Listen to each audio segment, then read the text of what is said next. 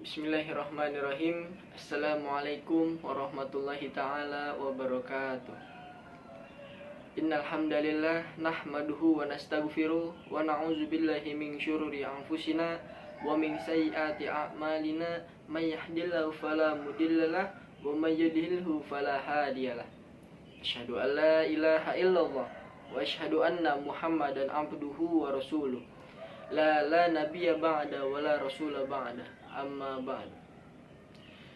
Pertama-tama dan yang paling utama, marilah kita panjatkan puja, puji serta syukur kita atas kehadirat Allah Subhanahu wa taala yang mana telah memberikan kepada kita beribu-ribu nikmat, yakni nikmat iman, nikmat Islam dan juga nikmat sehat walafiat, yang mana Allah senantiasa memberikan kepada kita kesehatan untuk berkumpul pada acara yang insya Allah berkah ini. Salawat serta salam semoga tercurah limpahkan kepada baginda alam kita Sayyidina wa Maulana Muhammadin Sallallahu Alaihi Wasallam, yang telah mendobrak pintu kebatilan dan yang telah menembus arca-arca kemusyrikan, dan juga yang telah memberikan kepada kita ilmu dari zaman kegelapan hingga zaman terang benderang seperti ini. Terang bukan karena lampu, tapi karena ilmu.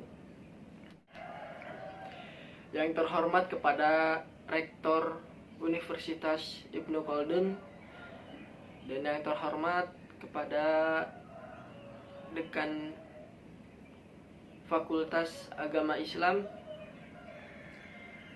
dan teman-teman sekalian yang saya cintai. Faqad qala Allah Ta'ala fil Qur'anil Karim, a'udzubillahi minasyaitonir rajim. Bismillahirrahmanirrahim. Subhanalladzi asra bi'abdihi laylan minal masjidil harami ilal masjidil aqsa allazi barakna haulahu linuriyahu min ayatina innahu huwas samiul basir. Yang artinya, Maha suci Allah yang telah memperjalankan hambanya Muhammad pada malam hari dari Masjidil Haram ke Masjidil Aqsa, yang telah kami berkahi sekelilingnya agar kami perlihatkan kepadanya sebagian tanda-tanda kebesaran kami. Sesungguhnya dialah Maha Pendengar lagi Maha Melihat. Surah Al-Isra ayat 17. Pada hari yang sejuk ini, kita semua dapat berkumpul untuk memetik momentum dan juga menyelami kembali peristiwa luar biasa yang dilakukan Nabi Muhammad SAW, yaitu peristiwa Isra wal Mi'raj. Sungguh penuh dengan hikmah, dan hikmahnya masih sesuai dengan hari ini yang sering kita amalkan. Salah satu hikmah utama yang bisa kita petik ialah tentang pentingnya sholat. Allah meminta Rasul naik ke Sidratul Muntaha demi menjemput perintah sholat. Dari sana kita secara tidak langsung bisa memahami bahwa ternyata ibadah sholat itu sangatlah penting dan ibadah paling utama bagi umat muslim. Menimbang hal tersebut, apakah teman-teman yang berada di ruangan ini sudah sempurna melaksanakan sholat? Sudahkah khusyuk dalam sholat? Atau malah belum sama sekali sempurna dalam melaksanakan sholat? Atau belum sama sekali khusyuk dalam sholat? Sebagaimana kata pepatah bahwa belajar di masa kecil itu laksana mengukir di atas batu, sedangkan belajar di masa tua itu ibarat mengukir di atas air. Sebagai seorang pelajar sekaligus generasi muda Islam, ya, sudah semestinya kita bersemangat untuk menyempurnakan sholat, mulai dari bagaimana cara wudhu yang benar, niat yang ikhlas, tata cara, gerakan, hingga bacaan sholat perlu kita kerjakan dengan baik dan dengan hati yang rela.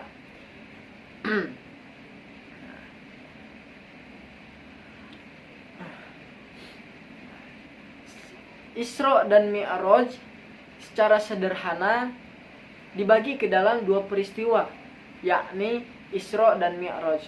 Isra dimaknai dengan perjalanan malam hari yang dilaksanakan oleh Rasulullah SAW dari Ka'bah yaitu Mekah menuju Baitul Maqdis yaitu Yerusalem atau Madinah ya.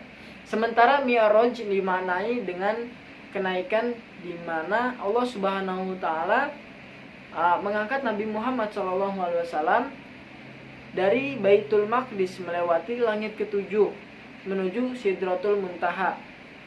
Peristiwa Mi'raj ini yang nantinya memunculkan adanya perintah sholat wajib, yaitu sholat wajib 5 waktu bagi umat Islam. Amalan apa saja nih yang harus dilewati? Amalan dan hikmah Isra Mi'raj Nabi Muhammad SAW. Umat Islam seluruh dunia baru-baru ini sedang merayakan peristiwa Isra dan Mi'raj.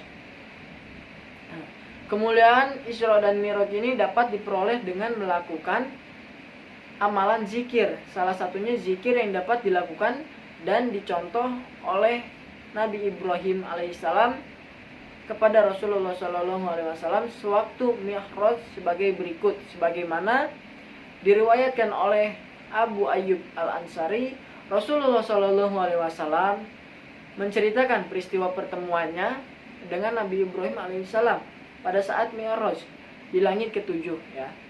Nabi Ibrahim alaihissalam mengajarkan zikir kepada Nabi Muhammad yang lafalnya dibaca yaitu seperti la haula wala quwata illa billah.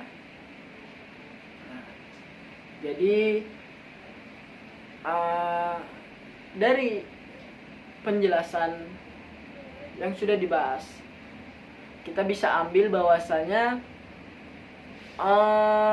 salah satunya kewajiban sholat 5 waktu sesuai perintah Allah Subhanahu wa taala. Selain itu, Allah Subhanahu wa taala menunjukkan kebesarannya dalam peristiwa tersebut.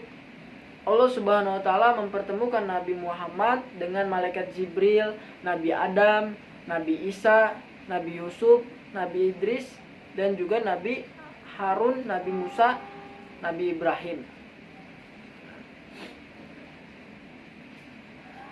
Nah, selanjutnya yaitu ada peristiwa dalam Isra Mi'raj dijelaskan dalam surah An-Najm ayat 13 sampai 15.